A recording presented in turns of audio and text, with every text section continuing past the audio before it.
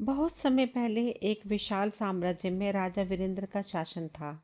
वीरेंद्र अत्याचारी और क्रूर था। उसका खौफ राज्य के हर कोने में था। वह न केवल युद्ध में निपुण था, बल्कि अपनी क्रूरता के लिए भी जाना जाता था। उसकी महत्वाकांक्षाएं कभी खत्म नहीं होती थी।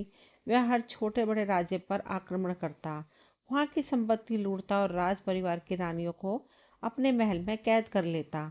उनकी मर्जी का कोई महत्व नहीं था। वह केवल अपनी इच्छाओं को पूरा करने के लिए उन पर अधिकार जमाता था।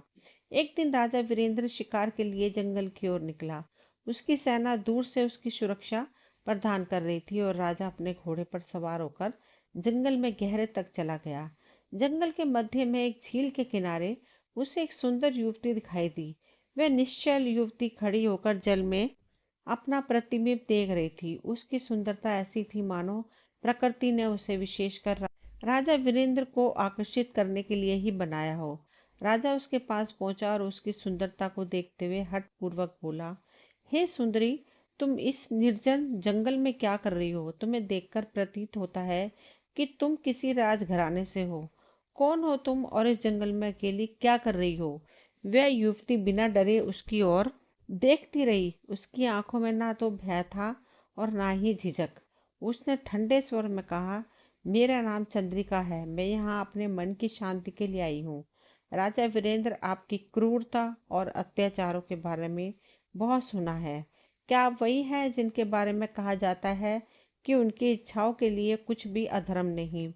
राजा, जिससे कोई कभी इस प्रकार से प्रश्न पूछने का साहस नहीं करता था, चंद्रिका की बात सुनकर चौंक गया।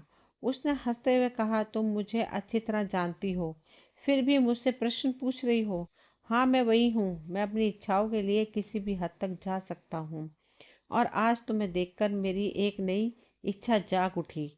चलो मेरे साथ जंगल में, मैं तुम्हें अपनी कैद में रखूंगा और तुम मेरी इच्छा को पूरा करोगी। चंद्रिका ने उसकी बात को गंभीरता से सुना और हल्के से मुस्कुराई। उसने कहा, राजन, आप जैसे योद्धा को क्या सच में लगता है कि किसी को भी बलपूर्वक कैद करके अपने अधिकार में लिया जा सकता है?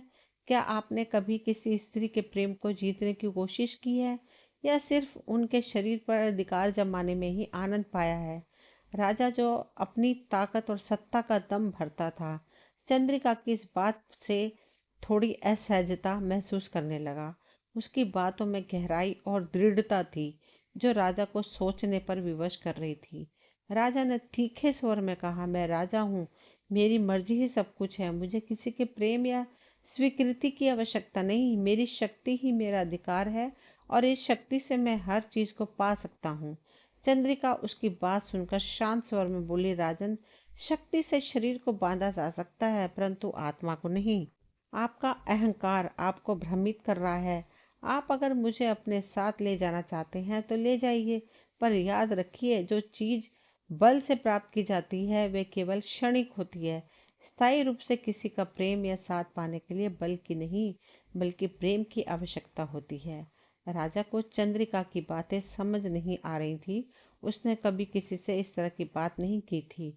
यह उसकी समझ के बाहर था कि कोई उसके सामने इतनी हिम्मत से कैसे बोल सकता है। राजा ने क्रोध में आकर कहा, तुम मुझे ज्ञान मत दो चंद्रिका। मैं जो कहता हूँ वह ले सकता हूँ और मैं तुम्हें अपने महल में ले जाऊंगा, चाहे तुम्हें यह पसंद आए या ना आए।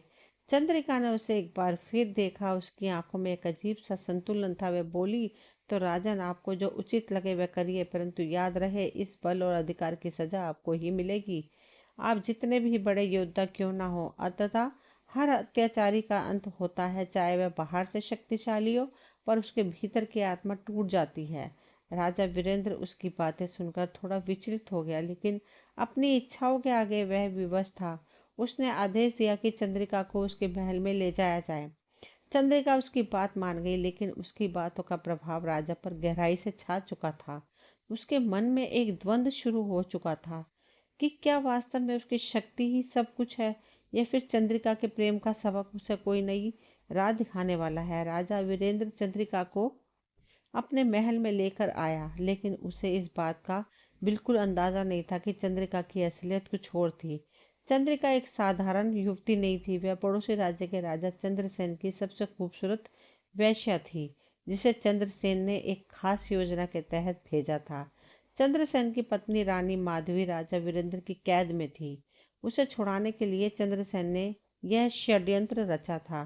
चंद्रिका को इस बात के लिए चुना गया क्योंकि वह न केवल सुंदर थी बल्कि उसकी चतुराई और चालाकी का भी कोई मुकाबला नहीं था। जब चंद्रिका को राजा वीरेंद्र के महल में लाया गया तो वह अपने स्वभाव के अनुरूप शांत और आत्मविश्वास से भरी हुई थी। महल में कदम रखते ही उसने वहां की भव्यता और वीरेंद्र के वैभव को देखा। उसे मालूम था कि वीरेंद्र की ताकत और उसका अहंकार ही उसकी सबसे बड़ी कमजोरी है और वह इस कमजोरी का फायदा उठाकर अपनी योजना को अंजाम देना चाहती थी। राजा वीरेंद्र, जो अपने विजय की खुमारी में चूर था, चंद्रिका की सुंदरता पे मुग्ध था। उसने सोचा कि वह चंद्रिका को अपनी इच्छाओं के मुताबिक कैद में रखेगा और उसकी सुंदरता का भरपूर आनंद लेगा। लेकिन चंद्रिका इस स्थिति के लिए पहले से ही तैयार थी। उसके चेहरे पर कोई डर या संकोच नहीं था, जिससे वीरेंद्र थोड़ी देर के लिए भी चकित रह गया। चंद्रिका ने सहजता से राजा वीरेंद्र के सामने सिर झुकाया और बोली, राजन, आप जैसे पराक्रमी और शक्तिशाली राजा की कैद में होना मेरे लिए किसी सम्मान से कम नहीं। मैं यहाँ आपकी सेवा में अपना तन मन अर्पित करने के लिए तैयार हूँ। वीरेंद्र उसकी बातों से खुश हुआ। उसे लगा कि चंद्रिका उसके नियंत्रण में है, लेकिन उसे यह नहीं पता था कि चंद्रिका के मन में पहले से ही कुछ और चल रहा था। चंद्रिका का एक ही उद्देश्य था, राजा वीरेंद्र की कमजोरी को समझना और इस पर काम करना ताकि उसे राजा चंद्रसेन की पत्नी रानी माधवी को छुड़ाने का मौका मिल सके। चंद्रिका धीरे धीरे वीरेंद्र के महल में अपनी जगह बनाने लगी। वह कभी भी वीरेंद्र के किसी आदेश को नहीं टालती, न ही उसके खिलाफ कुछ कहती। उसका आत्मविश्वास और सुंदरता राजा वीरेंद्र को भी आकर्षित करने लगा। वह यह भूलने लगा कि चंद्रिका एक साधारण वेश्या है। उसके लिए अब वह एक खास शख्स बन गई थी। महल के अंदर चंद्रिका ने अपनी चतुराई भरे तरीके से वीरेंद्र के गुप्त स्थानों की जानकारी इकट्ठा करनी शुरू की, खासकर वह जगह जहां रानी माधवी को बंदी बनाकर रखा गया था। हर दिन वह वीरेंद्र के साथ समय बिताती और धीरे धीरे उसकी बातों से महल के रहस्य को जानने का प्रयास करती। वीरेंद्र को यह महसूस नहीं हुआ कि उसकी सबसे बड़ी ताकत उसकी इच्छाएं और उसकी आत्ममुग्धता ही सबसे बड़ी कमजोरी बनती जा रही थी। एक रात जब वीरेंद्र ने चंद्रिका को महल के गुप्त तहखाने की सुरक्षा व्यवस्था के बारे में बताया तो उसने अपनी चाल को और पुख्ता कर लिया। उसकी योजना पूरी तरह से तैयार हो चुकी थी। वह वीरेंद्र के विश्वास को जीतने में पूरी तरह सफल हो गई थी और अब उसे सही समय का इंतजार था। चंद्रिका ने वीरेंद्र से मीठे मीठे वचनों के सहारे यह सुनिश्चित किया कि वह उसके प्रति अपनी निष्ठा दिखाए और उसे अपने विश्वास में रखे। वीरेंद्र को यह लगने लगा कि शायद चंद्रिका उससे सच में प्रेम करने लगी है और वह अपने अहंकार में यह नहीं समझ सका कि वह गहरी साजिश का हिस्सा है। फिर एक दिन चंद्रिका ने वीरेंद्र से अकेले में बात करने की अनुमति मांगी। उसने बड़ी चालाकी से वीरेंद्र से कहा, राजन, आपके सामर्थ्य और पराक्रम ने मुझ पर गहरा असर डाला है। मैं चाहती हूँ कि आप मुझ पर पूरा विश्वास करें। यदि आप मुझे अपना सबसे बड़ा रहस्य बताएं तो मैं जीवन भर आपकी सेवा में अपना सब कुछ अर्पित करने के लिए तैयार हूँ। वीरेंद्र, जो पहले ही उसकी बातों में आ चुका था, चंद्रिका को अपना सच्चा साथी मानने लगा। उससे साझा कर दिया उसने अपने सबसे बड़े राजों में से एक को उससे साझा कर दिया, रानी माधवी का स्थान और उसकी सुरक्षा। चंद्रिका ने यह बात सुनते ही भीतर से राहत महसूस की। उसे पता था कि उसकी योजना सफल हो गई है और अब उसे बस इसे अंजाम देना है। अगले ही दिन चंद्रिका ने गुप्त संदेश भेजा, जिससे चंद्रसेन के सैनिक वीरेंद्र के महल के पास आकर तैयार हो गए। वीरेंद्र को इस बात का अंदाजा भी नहीं था कि वह जिस स्त्री को अपने प्रेम में बांधने की कोशिश कर रहा है वही उसकी सबसे बड़ी दुश्मन है। आखिरकार एक रात जब वीरेंद्र गहरी नींद में सो रहा था, चंद्रिका ने महल के बंदी गृह का दरवाजा खोल दिया और रानी माधवी को रिहा कर दिया। रानी माधवी चुपके से महल के गुप्त रास्ते से निकल गई, जहां चंद्रसेन के सैनिक उनका इंतजार कर रहे थे। इधर राजा वीरेंद्र को इस बात की जानकारी एक सैनिक ने आकर दी कि बंदी गृह का दरवाजा खुला पड़ा है, कुछ अनहोनी हो गई है। सैनिक ने बताया कि किसी ने बंदी गृह का ताला खोल दिया गया है और शायद रानी माधवी महल से भाग गई है। ये सुनकर राजा वीरेंद्र बुरी तरह चौंक गया। उसने तुरंत बंदी गृह का रुख किया, वहां जाकर देखा, लेकिन वहां पर रानी माधवी नहीं थी। उसके मन में हलचल मच गई। उसने समझा कि उसके साथ विश्वासघात हुआ है। राजा ने गुस्से में महल के सभी पहरेदारों सेवकों को बुलाया और उन्हें कठोरता से डांटते हुए कहा, मेरे महल से रानी माधवी कैसे भाग गई? तुम सबने मेरे साथ विश्वासघात किया है। इसी बीच वीरेंद्र को धीरे धीरे समझ आने लगा कि शायद चंद्रिका जो उसके इतने करीब आ गई थी, उसी ने इस षड्यंत्र में साथ दिया था। उसकी आंखों में एक गुस्सा और निराशा की झलक दिखाई दी, लेकिन उसके मन में यह सवाल भी उठने लगा कि वह इतना अंधा कैसे हो गया। उसने चंद्रिका पर भरोसा कर लिया। राजा वीरेंद्र का गुस्सा अब चरम सीमा पर था। उसने तुरंत अपने सबसे कुशल सैनिकों को इकट्ठा किया और चंद्रिका व रानी माधवी को ढूंढने के लिए निकल पड़ा। कई घंटे बीत गए, जंगलों की छानबीन और रास्तों की खोजबीन होती रही। आखिरकार राजा वीरेंद्र ने एक सुनसान जंगल में रानी माधवी और चंद्रिका को देखा, जो छिपने की कोशिश कर रही थी। राजा और उसकी सेना ने उन्हें घेर लिया। चंद्रिका और रानी माधवी के चेहरों पर खौफ नजर आ रहा था।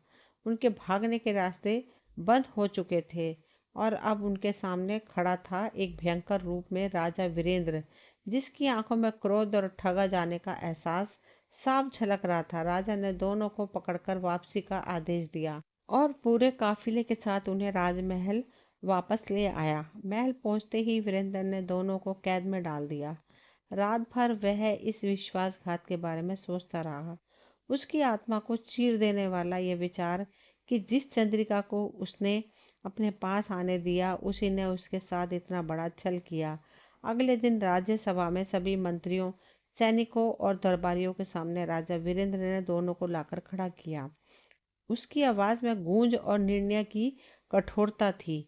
उसने गुस्से से चंद्रिका और माधवी की तरफ देखते हुए कहा, तुम दोनों ने मेरे साथ धोखा किया है और इस अपराध के लिए तुम्हें कठोरतम सजा दी जाएगी।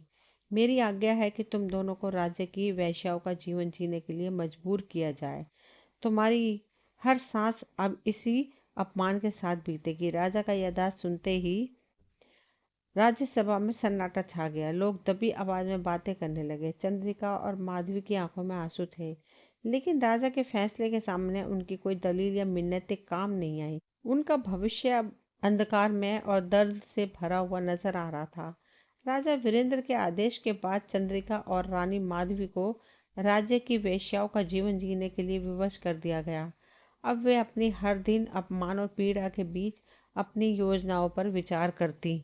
दोनों के मन में बस एक ही ख्याल था, किसी तरह से राजा वीरेंद्र का विनाश करना और अपने राज्य को वापस लौटना।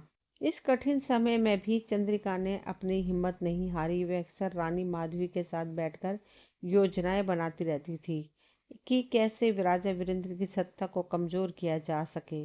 उनकी चालाकी और धैर्य ने उन्हें इस अपमानजनक स्थिति में भी हारने नहीं दिया। दोनों जानती थी कि उन्हें राजा की ताकत और सत्ता को चुनौती के लिए समय और सही अवसर का इंतजार करना होगा। इसी बीच राज्य के एक मंत्री, जिसका नाम धीरसेन था, चंद्रिका की सुंदरता पर मोहित हो गया। उसने चंद्रिका की ओर ध्यान देना शुरू कर दिया और धीरे धीरे वह उसके करीब आने के अवसर ढूंढने लगा। धीरसेन को देखकर चंद्रिका समझ गई कि वह उसके जाल में फंस रहा है। एक दिन मौका पाकर धीरसेन चुपके से चंद्रिका से मिलने आया। उसके चेहरे पर वासना और लालच के भाव थे। धीरसेन ने चंद्रिका से कहा, तुम्हारी सुंदरता ने मुझे मोहित कर दिया है। चंद्रिका, मैं चाहता हूँ कि तुम मेरे साथ अपना जीवन बिताओ। राजा वीरेंद्र के राज्य में तुम सिर्फ पीड़ा और अपमान झेल रही हो। मैं तुम्हें इस जीवन से मुक्त कर सकता हूँ। मेरे साथ चलो, हम दोनों एक नया जीवन शुरू करेंगे। चंद्रिका ने अपने भीतर की घृणा को छिपाते हुए अपनी आंखों में मासूमियत का भाव लाया और धीरसेन की बातों को गंभीरता से सुनने का नाटक करने लगी। वह समझ चुकी थी कि धीरसेन का यह प्रस्ताव उसकी योजनाओं में एक महत्वपूर्ण मोड़ साबित हो सकता है। राजा वीरेंद्र का विश्वास धीरसेन पर गहरा था, क्योंकि वह राजा के सबसे वफादार मंत्रियों में से एक था। लेकिन इस विश्वास का फायदा उठाने के लिए चंद्रिका ने एक जाल बुना था। चंद्रिका, जो राजा वीरेंद्र की कैद में थी, धीरसेन को अपनी मोहिनी मुस्कान और वचन से मोहित कर लिया था।